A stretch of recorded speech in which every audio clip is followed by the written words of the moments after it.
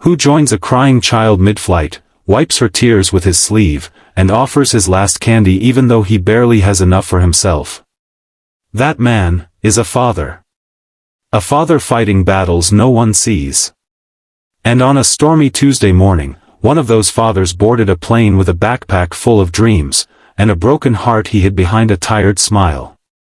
But what he didn't know was that someone in first class had been watching, and what she'd say next would change everything. Jason Clark stood at the edge of the airport gate, shifting from one foot to the other.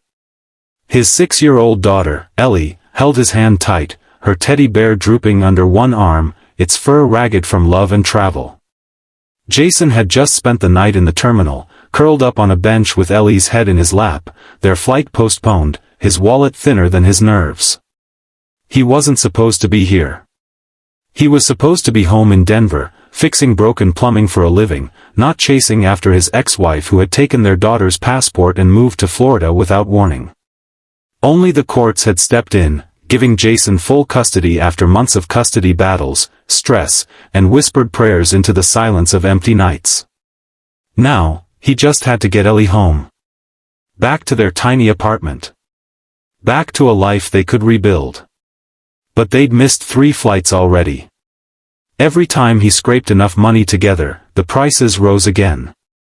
Now, after begging at the counter and offering to give up their checked bag just to save a few bucks, the agent finally nodded. "There's one seat left," she said. "Back row. Middle seat. If you take it now, it's yours." Jason looked down at Ellie. Her eyes sparkled with sleepy hope. He swallowed hard. "Can she sit with me?" The agent hesitated. "It's just one seat, sir." He looked around the crowded airport. Ellie had already spent too many nights on airport floors, heard too many people whisper about the man with the tired eyes and the sweet little girl. He knelt down. "Hey, baby. You remember what we talked about?" he said gently, brushing her bangs aside. Ellie nodded. "Be brave like mommy's movie princess." He smiled. "Exactly." With trembling hands, Jason kissed her forehead and handed her a peanut butter sandwich from his backpack. "I'll be right back. Just for a little bit." She nodded again and hugged her bear tighter. As Jason turned to board the plane, he didn't notice the woman in the red blazer nearby, her eyes hidden behind dark sunglasses, watching everything. The plane was packed. Crying babies, annoyed businessmen, a woman with a glittery laptop barking at her assistant over a call. Jason squeezed into his seat, knees pressed to the tray table, back aching. He was 6 feet 2 inches, not built for coach. The plane hadn't taken off yet when a commotion started. A flight attendant with curly hair leaned down next to a woman in first class. She was elegant. In her late 40s, maybe early 50s. Blonde streaked with silver. Calm, composed, expensive scarf knotted around her neck. She had the quiet confidence of someone used to being in control, but not used to being seen. "I'd like to offer my seat," she said softly. The flight attendant blinked. "Ma'am?" "Bring him here," the woman said, nodding toward the back of the plane. "The man with the little girl. He needs this more than I do." Jason blinked in disbelief as the attendant approached him. "Sir, we've had a seating change. You're being moved to first class." He stared blankly. "There must be a mistake." "No, sir." A passenger offered her seat. She insisted. Jason stood slowly, confused and overwhelmed. "First class?" He turned to see the woman already settling into his old seat in the back. She offered him a small smile. "Hope you like window seats." He was too stunned to speak.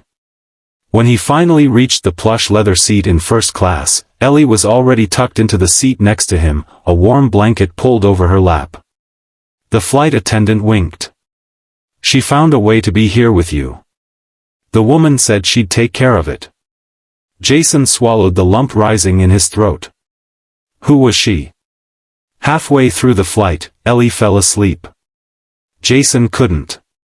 His thoughts raced. Who gives up first class for a stranger? And why? After the plane landed, he found the woman waiting near baggage claim, sipping coffee from a paper cup. She didn't speak first. She just watched him walk up, Ellie in his arms, half awake. "Thank you," Jason finally said, voice breaking.